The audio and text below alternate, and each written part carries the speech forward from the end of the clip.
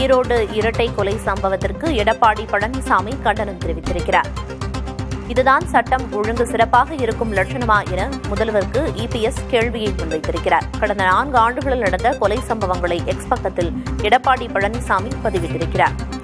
ஈரோடு அருகே முதிய தம்பதி கொலை செய்யப்பட்ட சம்பவத்திற்கு எடப்பாடி பழனிசாமி கண்டனம் தெரிவித்திருக்கிறார்.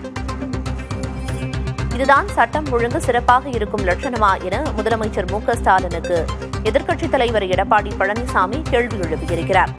மேலும் கடந்த 4 ஆண்டுகளில் நடந்த கொலை சம்பவங்களையும் தனது எக்ஸ் வலைதள பக்கத்தில் பதிவிட்டு கண்டனத்தை தெரிவித்திருக்கிறார். அண்மை செய்தியாக பார்த்து வருகிறோம். ஈரோட்டில் முதிய தம்பதி கொலை செய்யப்பட்டனர். அந்த கொலைக்கு தற்போது எடப்பாடி பழனிசாமி கண்டனம் தெரிவித்து எக்ஸ் வலைதளத்தில் பதிவு ஒன்றை வெளியிட்டிருக்கிறார். இதுதான் சட்டம் ஒழுங்கு சிறப்பாக இருக்கும் லட்சணமா என்ற கேள்வியை முதலமைச்சர் மு.க.ஸ்டாலினுக்கு இபிஎஸ் முன்வைத்திருக்கிறார். கடந்த 4 ஆண்டுகளில் நடந்த கொலை வழக்குகளின் பட்டியலையும் அவர் தனது எக்ஸ் வலைதள பக்கத்தில் வெளியிட்டுள்ளார்.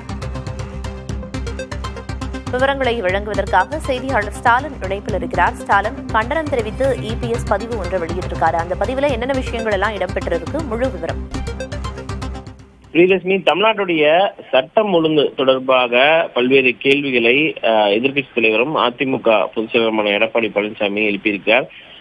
முதலமைச்சர் ஸ்டாலினிடம் கேள்வி கேட்கும் வகையில் சட்டம் ஒழுங்கு சிறப்பாக உள்ளதாக காவல்துறை மானிய கோரிக்கையின் மீது பேசும் பொழுது பெருமையாக பேசிய போது இந்த சட்டம் ஒழுங்கு தான் சிறப்பாக இருக்கிறதா என்ற ஒரு கேள்வியை தற்போது எழுப்பியிருக்கிறார். ஈரோடு மாவட்டம் சிவகிரி அருகே இந்த விளாங்காட்டு வலசு கிராமத்தில் தனியாக வசித்து வந்த ராமசாமி பாக்கியம் தம்பதியினர் படுகொலை செய்யப்பட்டு 15 சவரன் நகைகள் கொள்ளையடிக்கப்பட்டதாக வரும் செய்தி அதிர்ச்சி அளிப்பதாகவும் இது தொடர்பாக பல்வேறு குற்ற சம்பவங்களை பட்டியலிட்டு இந்த கேள்விகளை எதிர்த்து தலைவர் எழுப்பியிருக்கிறார். திமுக ஆட்சிக்கு வந்தது முதலே இதே பகுதியில் நடைபெற்ற பல்வேறு கொலை சம்பவங்கள் தொடர்பாக பட்டியல் தற்போது எதிர்க்கட்சி தலைவரால் வெளியிடப்பட்டிருக்கின்றன.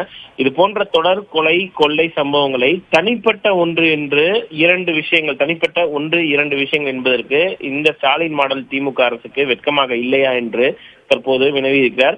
தமிழ்நாட்டு மக்கள் இரவில் நிம்மதியாக தூங்க முடியாமல் உயிரை கையில் பிடித்து வைத்திருக்கும் அச்ச நிலைக்கு தள்ளிய ஸ்டாலின் மாடல் திமுக அரசுக்கு தன்னுடைய கடும் கண்டனத்தை தெரிவித்துக் கொள்வதாகவும் கொலை கொள்ளையில் தொடர்புள்ள குற்றவாளிகள் அனைவர் மீதும் கடுமையான சட்ட நடவடிக்கை எடுப்பதுடன் இனியேனும் மாய உலகில் இருந்து வெளிவந்து சட்டம் ஒழுங்கை காக்கும் தன்னுடைய முதற் பணியை முறையாக செய்ய வேண்டும் என்று திமுக அரசின் முதல்வரை தான் வலியுறுத்துவதாக எதிர்க்கட்சித் தலைவர் தன்னுடைய எக்ஸ் வலைதள பக்கத்தில் குறிப்பிட்டுள்ளார்.